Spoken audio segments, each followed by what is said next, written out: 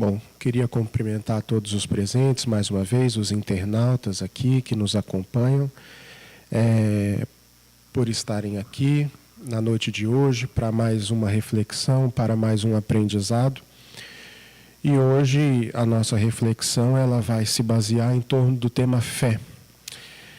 E é claro que, assim, se a gente for parar para pensar, falar sobre fé, é um tema que nós poderíamos abordar de inúmeras formas, né?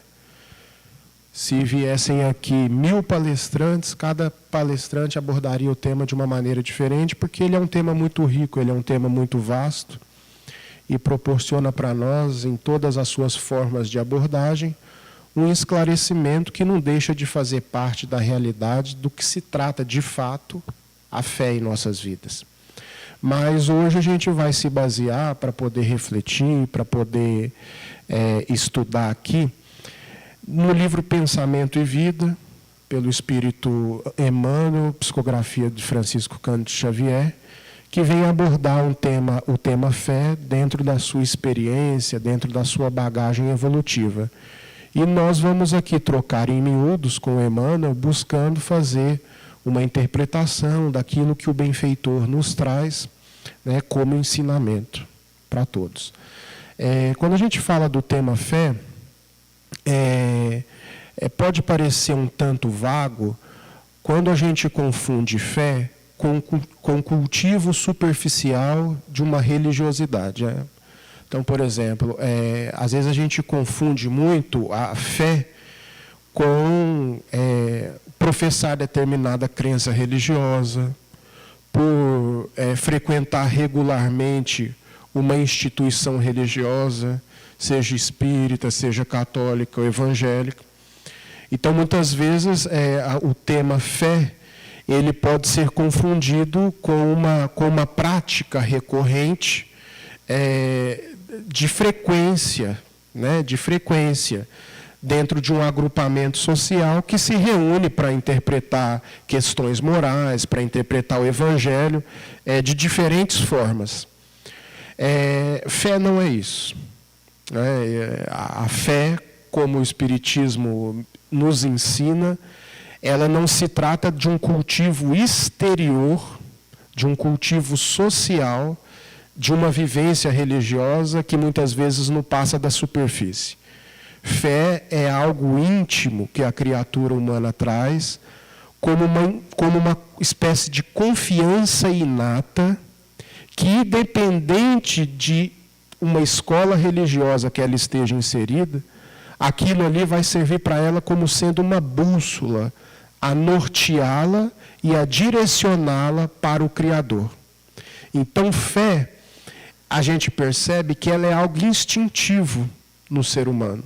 A fé ela não é ensinada, né? A fé não é um produto da cultura, né? Porque muitos podem alegar que a fé é algo ensinado pela cultura. Nós estamos numa cultura predominantemente cristã e, portanto, a fé ela é repassada de gerações em gerações em função dessa cultura, né? Muitos dizem isso. Mas se a gente for refletir a partir desse ponto, como que a gente explica que o homem primitivo, ele reverenciava o transcendente? Se você recua na história e você chega lá no homem de Neandertal, ele reverenciava o sagrado. Ele não entendia muito bem a ideia de sagrado, porque o que predominava não era a racionalidade, era o instinto, era a animalidade, mas ele já cultuava o transcendente em forma de adoração aos fenômenos da natureza. Porque os fenômenos da natureza era a forma instintiva que o homem primitivo tinha de adorar o sagrado.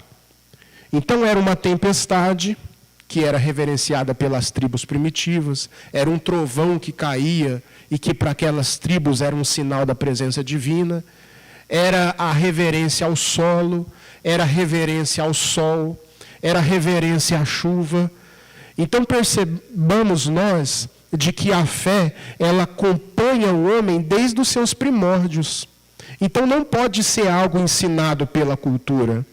É algo inerente à consciência da criatura humana. Então, a partir do momento em que a gente começa a identificar que a fé ela não é um produto da cultura, mas ela é uma parte inerente da criatura humana, da consciência humana, a gente percebe que esse não é um fenômeno aleatório. Não é um fenômeno passível de dúvida no sentido da sua origem, porque, na verdade, a fé, quando a gente analisa a sua origem, ela é uma gota que Deus põe na criatura da sua própria consciência, da consciência divina. Então, toda vez que há a reprodução na matéria, aqui, de corpos, os pais passam o DNA para os filhos, né? Os nossos filhos guardam com eles o nosso material genético, o material genético do pai, o material genético da mãe. Com Deus não poderia ser diferente. A criatura humana, entre aspas, ela quando foi criada, né, nós somos espíritos imortais, mas nós fomos criados a partir de um ponto, né? Então, nessa criação, é claro que a semelhança de que os pais terrestres passam o seu DNA para o filho, Deus também passa o seu DNA para a criatura humana. Então, qual que é esse DNA divino que nós trazemos? Esse DNA divino que Deus transmite para nós é aquilo que a gente pode denominar como sendo a nossa consciência. E a fé é algo inerente à nossa consciência. Então, toda vez que a gente falar de fé, a gente tem que lembrar que ela é algo constitutivo da consciência humana. Ela não é um produto que a gente pode colocar na conta da cultura. Porque se a gente for para uma tribo de índio, eles adoram o sagrado. Mesmo as tribos de índio mais remotas e que vivem em regiões mais inóspitas, elas vão ter os seus deuses a serem adorados. Então, isso é algo inerente à nossa consciência. A partir disso, a gente tem que refletir que a fé, ela não se manifestou no decorrer da história de todas as formas igual, né? Como eu disse para vocês, a fé, a primeiro momento, ela se manifestou na criatura humana de maneira muito instintiva, porque nós não sabíamos do que se tratava naquela época, né? Porque eu falo nós, porque nós somos egressos dessa realidade e viemos evoluído a partir da reencarnação. Então, aquela comunidade primitiva não entendia muito bem do que se tratava isso, mas, de certa forma, cultuava o transcendente à sua maneira. Conforme a humanidade foi evoluindo a partir dessa bússola, foram desenvolvendo-se também dentro de nós novas formas de encarar esse fenômeno natural constitutivo da nossa consciência. Ou seja, a fé ela passa de um momento instintivo e irracional, e a partir das nossas conquistas intelectuais, a própria fé ela passa a ganhar também características racionais. Então, hoje, nós temos essa fé instintiva, mas essa fé instintiva nossa, ela já é, de certa forma, modulada pela nossa capacidade de raciocinar, pelo nosso intelecto. Ou seja, hoje ela não se apresenta mais dentro de nós como se apresentava antes. Porque nós fomos evoluindo e a nossa forma, né, de vivenciar a fé, ela foi se modificando também com a evolução. A ponto de Allan Kardec, lá na frase de rodapé, que inaugura o Evangelho segundo o Espiritismo, nos dizer o seguinte: não há fé inabalável, senão aquela que pode encarar a razão face a face em todas as épocas da humanidade. Ou seja, o momento em que Allan Kardec coloca isso para a humanidade, ele já estava colocando a fé num patamar de racionalidade, de pensamento racional. Não mais aquela fé instintiva que a humanidade vivenciou durante séculos, mas uma fé agora observada de uma maneira muito racional. Né? Porque toda a efervescência científica, né, da época de Allan Kardec, do século XVII, XVIII, XIX, não conseguiu apagar essa chama na criatura humana, né? Mas colaborou para que essa fé antes irracional, ela começasse a ganhar características mais sérias a partir dos questionamentos que a nossa razão começou a formular, né? Da ideia de Deus, da ideia do transcendente. Isso, ao contrário de apagar a fé, fortaleceu, porque, na verdade, depurou a nossa capacidade de raciocinar nesse sentido. Então, vejamos nós que essa fé racional, ela é uma fé que hoje em dia a doutrina espírita abraça, e outras religiões também. Eu não vou ficar aqui apenas falando do espiritismo, mas o espiritismo é aquela doutrina que ela se propõe a caminhar, por exemplo, lado a lado com a ciência, né? Colocando que todos os princípios do espiritismo, eles têm que estar subordinados aos questionamentos. Então, quando a gente fala dos 5 princípios básicos do espiritismo, por exemplo, Deus, imortalidade da alma, comunicabilidade entre os espíritos, pluralidade dos mundos habitados, tá certo? Então vamos lá, Deus, imortalidade da alma, pluralidade dos mundos habitados, comunicação com os espíritos e a realidade espiritual, o perispírito. Então vejamos que os 5 princípios básicos que o espiritismo nos apresenta, eles nos apresentaram para serem questionados, né?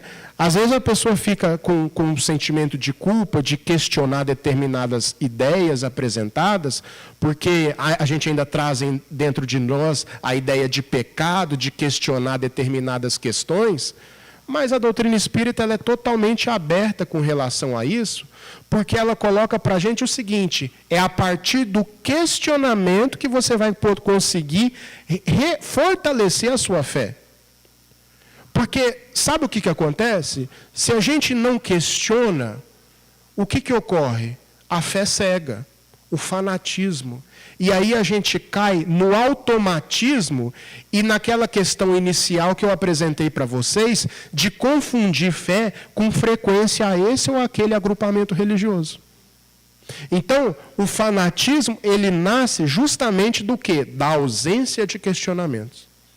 Então, por isso que Allan Kardec, para codificar a doutrina espírita, dentro da sua principal obra, que é o Livro dos Espíritos, perguntou o máximo que ele podia, tentando colocar os espíritos, o quanto ele pôde tentar colocar na saia justa, com perguntas difíceis, porque dessa forma, um homem cético como Allan Kardec poderia codificar toda uma doutrina dentro de bases racionais. Então, toda vez que nós não conseguimos entender determinadas questões, toda vez que determinada ideia não consiga ser digerida por nós, o melhor a se fazer é questionar aquilo, né? Não há nada de errado disso. Isso só vai provar que você não é um fanático e está querendo solidificar cada vez mais a sua fé, mesmo em matéria de espiritismo. Então, dentro dessa racionalidade que a doutrina espírita nos apresenta, na forma de encarar a fé, houve também uma libertação do nosso pensamento, que durante muito tempo, na Idade Média, foi escravizado, né, no sentido de nós não podermos questionar, né? Tudo que era questionado em um grande período histórico, aí, num grande ato histórico, era passível de condenação à morte, né? Se nós fôssemos condenados por heresia, por exemplo, por questionarmos determinados princípios da igreja predominante na Idade Média, seu destino era a fogueira. Então vejamos que, durante longo período, essa fé ela não pôde ser raciocinada por uma imposição estatal, né? Eu falo uma imposição estatal porque Estado e igreja se mesclavam na administração da coisa pública. Então, nesse sentido, o nosso pensamento ele ficou por muito tempo preso numa redoma de imposição da religião que não admitia questionamentos. Tanto é assim que muitos médiuns, por exemplo, e a gente pode incluir dentro desse rol, próprio Joana d'Arc, né, foi o quê? Condenado à morte por conta da sensibilidade mediúnica que ela tinha, que ela possuía, que no poder constituído na época era tido como algo demoníaco, como uma heresia, como um pecado capital. Então, até valores mediúnicos, no sentido do contato de muitos médiuns da época com o mundo espiritual, foram sufocados. Não só os valores mediúnicos, mas também os valores da nossa racionalidade atrelado a questões da fé. É por isso que muitos países europeus, por exemplo, a questão religiosa é algo muito fraco na cultura. Né? Você vai para a cultura alemã, você vai para a própria cultura francesa, a questão religiosa nesses países europeus é uma questão absolutamente secundarizada. Secundarizada. Por quê? Porque os espíritos ali, eles sofreram mais na pele, de maneira mais próxima, as imposições de uma religião arbitrária que não admitia questionamentos. Então, são espíritos que reencarnaram lá e que muitas vezes ainda estão, né, lá, traumatizados com esse período histórico de supressão das liberdades do pensamento. Então, é por isso que você vê muitos países europeus predominantemente ateus. Ateus. Não querem nem saber de religião. Religião não prospera em determinados países. Por quê? Porque a experiência daqueles espíritos com a religião foi uma experiência traumática. E até esses espíritos conseguirem se libertar dessas experiências traumáticas que eles tiveram, ainda vai demandar muitas reencarnações até que se prove o contrário. Até que se prove que a religião verdadeiramente admite questionamentos e uma busca pela racionalidade sincera. Então vejamos que hoje nós desfrutamos, né, de uma condição de, entre aspas, privilégio, de podermos ter contato com esses ensinamentos que são totalmente abertos ao escrutínio, ao questionamento daqueles que aderem, sem nenhum constrangimento, porque é dessa forma que nós vamos encontrar o porquê das coisas, que nós vamos encontrar a racionalidade do porquê eu devo ser bom, do porquê eu devo trabalhar valores internos na busca de uma reforma íntima. Porque hoje em dia, com as conquistas que a gente tem do intelecto, se a explicação não for razoável, a tendência é a rejeição, gente. Porque hoje os conhecimentos, eles estão aí, né? As informações, elas são céleres. Então, é preciso também que haja uma resposta por parte desse pensamento que busca a espiritualidade, que acompanhe toda essa movimentação de conquista que a humanidade já teve, em busca de uma melhoria no campo das ciências humanas, das ciências exatas, das ciências tecnológicas. Então, todo esse avanço requer também um movimento de um acompanhamento do espiritualismo científico, né, da filosofia espiritualista.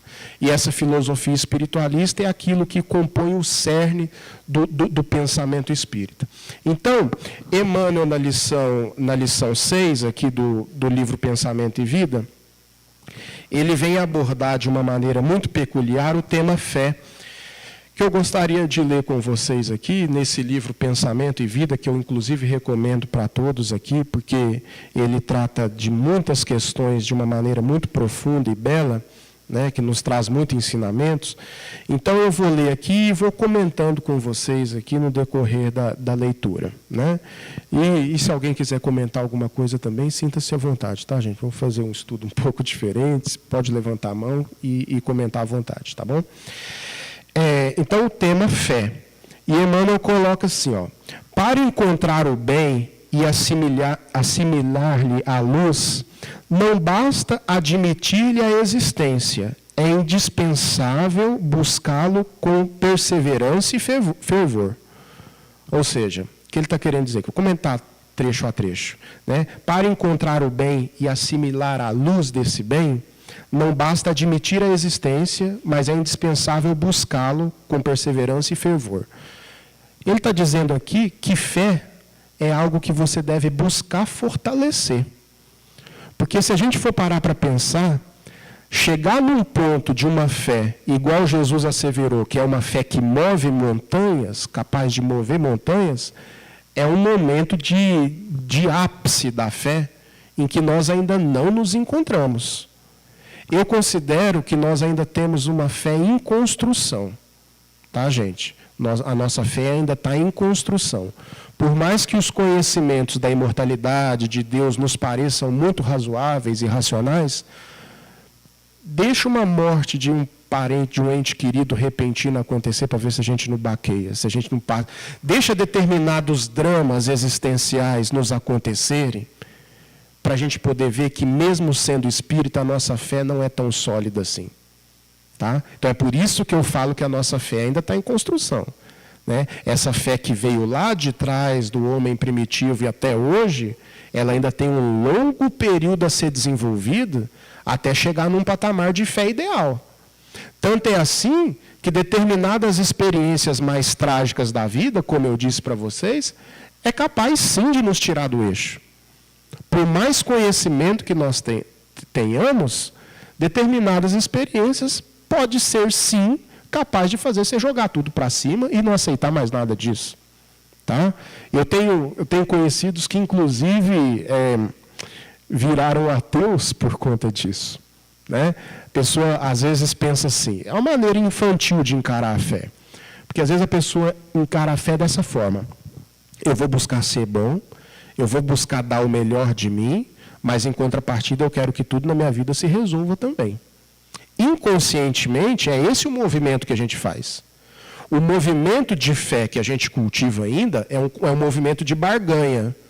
Opa, peraí, eu faço isso e, em contrapartida, eu quero esse e aquele benefício. Quando o benefício a gente julga que não vem, a gente descarta essa história toda. Então, muita gente desencadeia, acaba vivenciando um ateísmo, um momento de negação, justamente porque fala assim, eu estou fazendo por onde, nada na minha vida está certo. Não vou mais tomar passe coisa nenhuma, não vou mais tomar água fluidificada, não vou passar por esse processo não.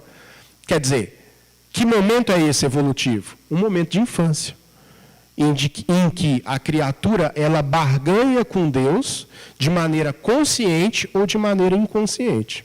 Tá? Então, quando a gente fala de barganha com Deus, a gente está falando da fé mais infantil que a gente pode identificar. Né? Porque, se a gente fosse parar para pensar, se seguir o bom caminho fosse sinônimo de vida tranquila, Jesus não teria o destino que teve. Vocês concordam comigo? Você conhece alguém mais bom que Jesus que passou pela terra? A vida dele foi de facilidades? Não foi de facilidade, gente. Pelo contrário, muitas vezes o conhecimento que a gente tem é o elemento que vai nos proporcionar força para passar pelos desafios para o nosso engrandecimento espiritual, para a nossa educação, para o nosso resgate de velhas pendências do passado. Só que muitas vezes a gente não sabe entender esse mecanismo, esse processo. Por quê? Porque a nossa fé ela ainda está em construção, ela ainda está em desenvolvimento. Então, nós precisamos encarar essa fé como sendo algo inacabado, a fim de que a gente possa estruturar um planejamento íntimo, vamos dizer assim, para não poder desfalecer ante os reveses da vida, ante as experiências difíceis que muitas vezes nós atravessamos. Porque a partir desse momento, a gente passa a não barganhar mais, a não estabelecer uma relação de troca com a providência divina. Tá certo? Então, nesse sentido, muitas das vezes, quando nós adentramos uma escola religiosa que nos proporciona reflexões profundas, às vezes um problema ou outro ele até se intensifica na nossa vida. Por quê? Porque aquilo ali está te proporcionando recursos para que você possa ter força para passar determinados desafios. Então, erradiquemos esse pensamento de que o cultivo da religiosidade vai erradicar em definitivo todas as questões difíceis da nossa vida. Isso não significa dizer que nós não devemos buscar o alívio e o conforto quando estamos passando por situações difíceis, né?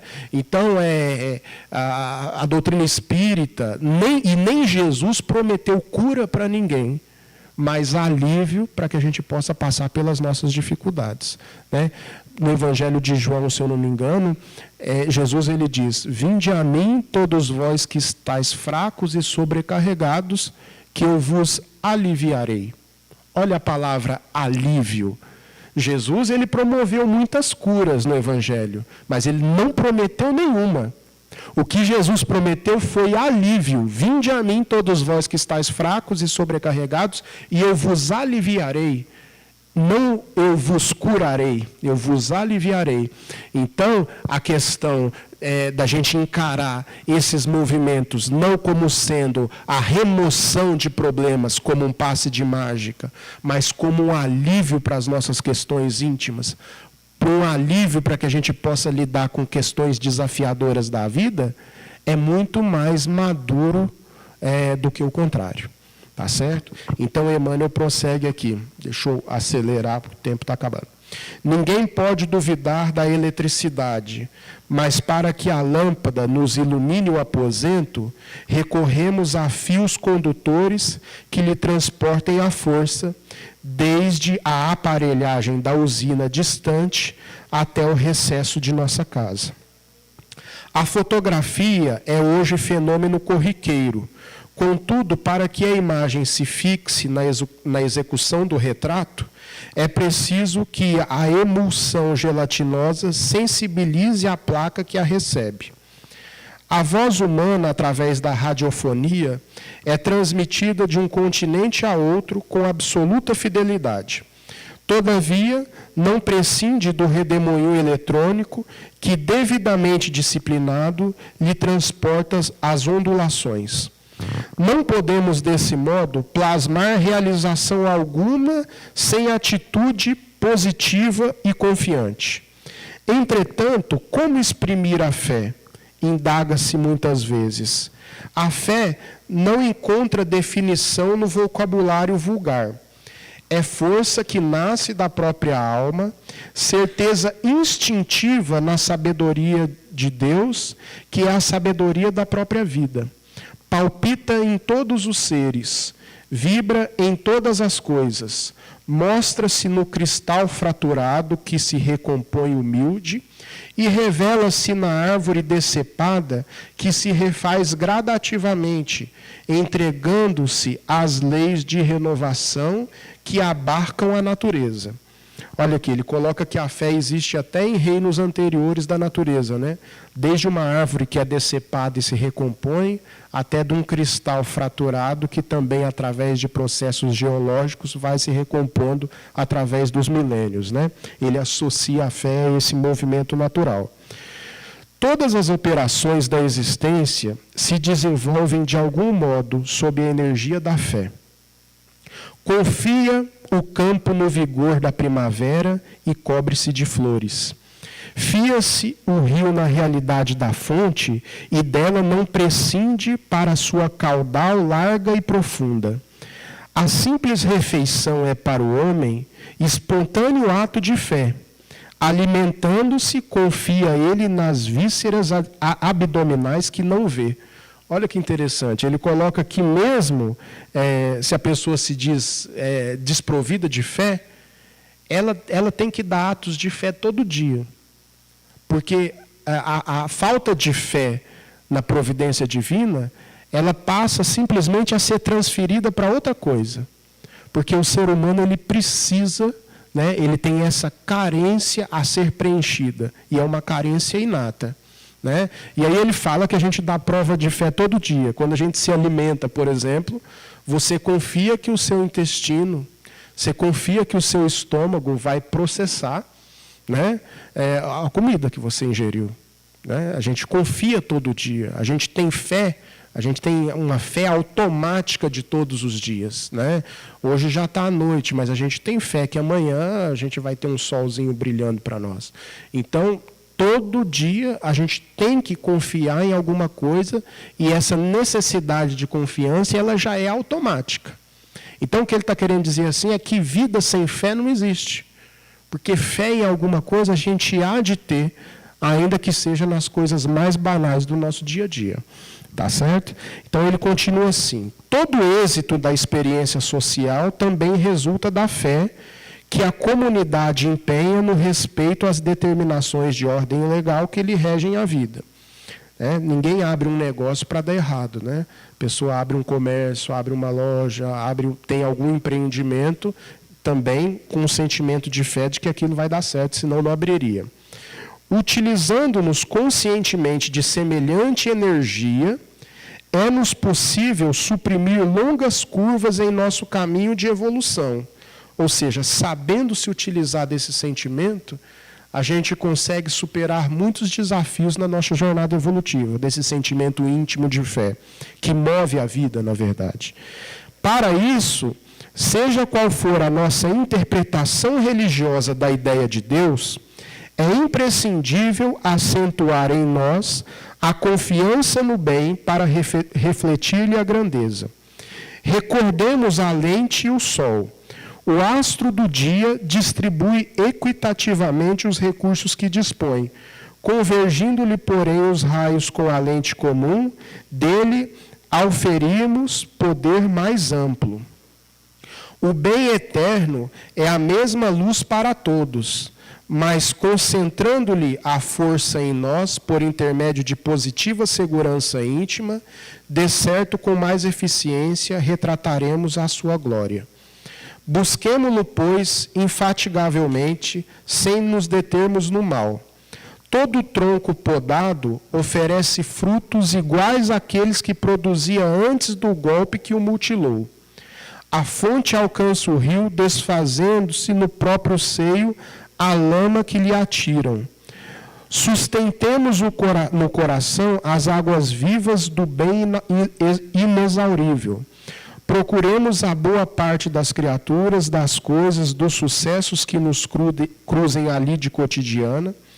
Teremos assim o espelho da nossa mente voltado para o bem, incorporando os tesouros eternos e a felicidade que nasce da fé generosa e operante, a libertar-nos dos grilhões de todo o mal, de vez que o bem constante e puro terá encontrado em nós o seguro refletor.